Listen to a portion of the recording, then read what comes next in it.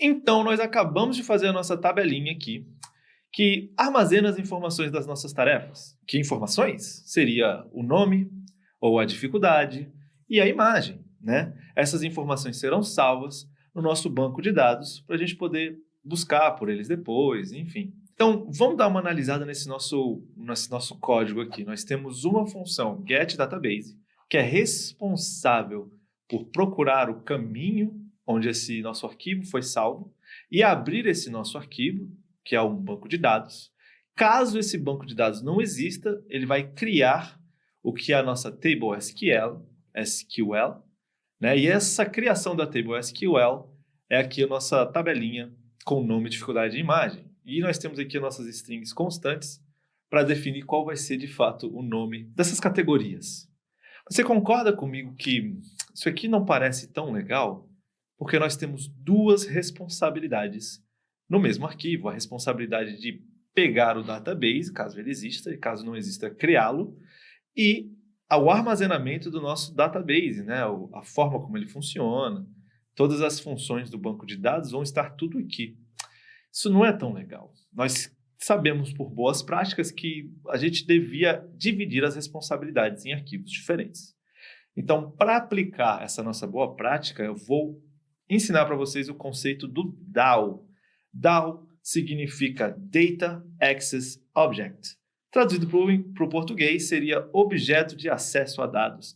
É um objeto que nós vamos criar agora, que vai ter como responsabilidade única ter essa conversa com os dados do nosso banco de dados.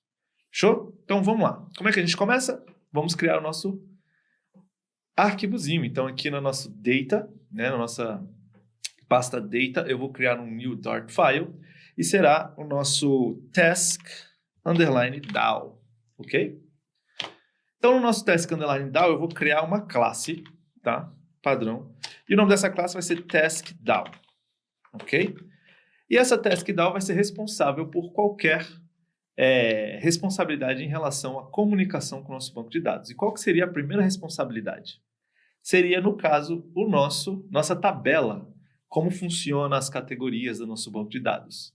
Então, eu vou vir de volta aqui no nosso database e vou recortar tudinho da linha 10 à linha 19, que consiste na nossa tabela e nos nossos strings constantes, que são relacionados diretamente à nossa tabela. Vou dar um Ctrl X aqui e vou colocar tudo isso dentro do nosso task_DAO. Beleza? A primeira coisa que eu tenho que alterar aqui é dizer que a nossa tabela, né, não é apenas const, como agora é static. Tá? Vai ser uma tabela estática. O que isso significa? Que ela vai ter o mesmo valor para qualquer instância de objeto criado com a classe task_DAO. Ok? Então, é para essa nossa tabela ser a mesma, independente do objeto.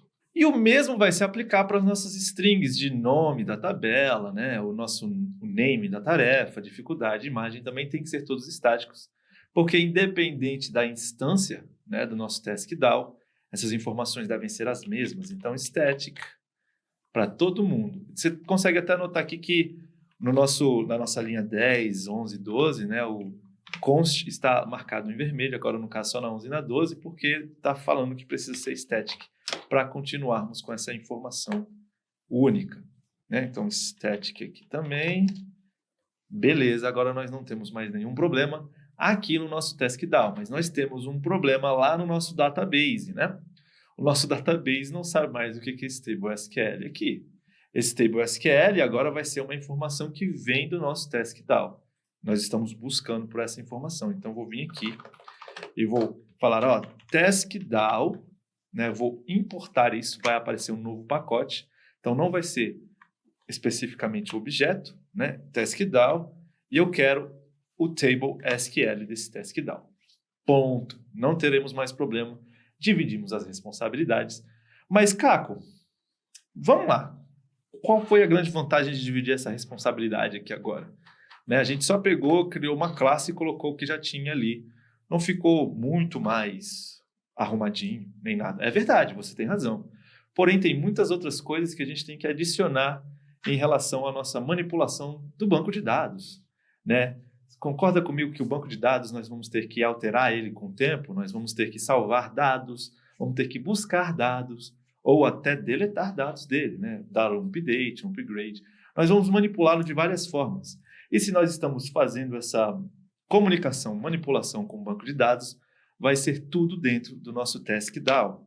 Então, conforme formos adicionando nossas funções, né, o ideal é que esteja tudo num documento, no caso, num arquivo Dart, né, que seja responsável apenas por essas ações.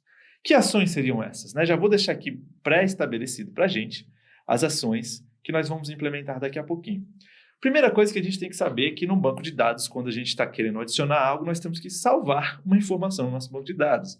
Então, aqui eu vou criar uma função, um método save, né? Vou deixar ele aqui, save, obrigado. Só para deixar claro, esse método save ele vai salvar uma informação dentro do nosso banco de dados. Então, ele vai pedir por uma tarefa. Nós já sabemos que task é um dos nossos objetos aí que criamos mais cedo nos cursos, né? E eu vou nomear aqui como tarefa o nome dessa task. Mais uma vez, nós estamos criando um método que está pedindo uma tarefa quando nós usamos esse método, né? Aqui ele está vermelhinho porque não sabe o que é essa task e no caso nós temos que importar a nossa objeto task para dentro do task DAO, né? Então, beleza, criamos aqui um método save, só que esse método save, como eu falei lá atrás, né, quando estamos nos comunicando com um banco de dados, nós temos que tomar cuidado porque o banco de dados às vezes demora para se comunicar de volta com o Flutter. Lembrando que o banco de dados é um arquivo que está salvo no nosso dispositivo. Então, essa comunicação pode ser não instantânea. Ou seja, esse método vai ser assíncrono. Né? Mas o que vai ter dentro desse save? Não precisa se preocupar agora. A gente precisa entender que vai existir um método save. Assim como vai existir um método que vamos precisar... Deixa eu deixar tudo Ctrl+Alt+L aqui para ficar tudo indentadinho. Né? A gente precisa de alguns outros métodos também para manipular esse banco de dados, como, por exemplo, procurar todas as tarefas existentes no nosso banco de dados. Eu vou chamar essa tarefa de find all, né? Vai ser uma tarefinha bacana aí também, que vai ser assíncrona, não tem que ser cedida no final do find all, vai ser assíncrona também, né? E ela vai o quê? Ela vai nos retornar uma lista de tarefas. Né? E vai demorar um tempinho para essa lista de tarefas ser recebida pelo nosso banco de dados. Então, já vou definir aqui esse método que está vazio, assim como o save está vazio. Vou falar, ó, esse método ele vai ser do tipo future, tá? Vou botar aqui, ele é um tipo future. E ele é de um tipo future que vai retornar o quê? Uma list de tasks, né? E agora o find all vai começar a chorar um pouquinho, porque ele está pedindo por um retorno e não tem retorno nenhum. Vai ficar chorando por enquanto, porque nós não vamos criar nada nesse find all ainda.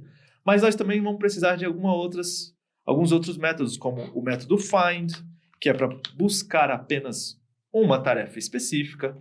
Então, seria, no caso, ele pediria uma string que busca o nome da tarefa. Também vai ser assíncrona. Eu estou delimitando esses nossos métodos só para a gente se organizar lá na frente. Vamos precisar de um save, vamos precisar de um find all, vamos precisar de um find.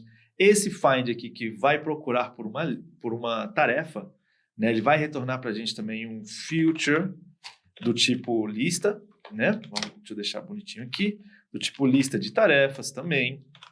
Né? Ele vai dar uma olhada em todas as listas da nossa tarefa e verificar qual dessas tarefas tem o nome que nós pedimos na nossa função find.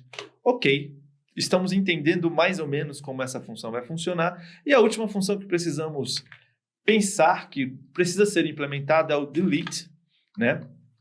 Que é a função que deleta uma tarefa. Então, vamos buscar por uma tarefa baseada no nome dessa tarefa, né? Nome da tarefa, até porque a ideia é que cada tarefa tem um nome único, né?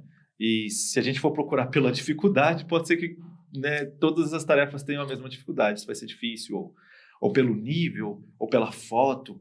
As coisas vão ser mais complicadas. Né? Então, vou criar aqui mais uma funçãozinha delete, que ela vai ser assíncrona também, né? Porque, mais uma vez, nós precisamos saber que comunicação com o banco de dados demora um certo tempinho.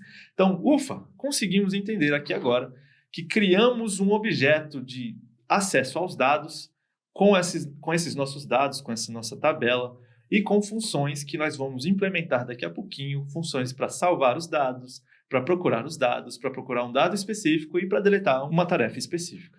Legal? Fechou, então vejo você daqui a pouquinho.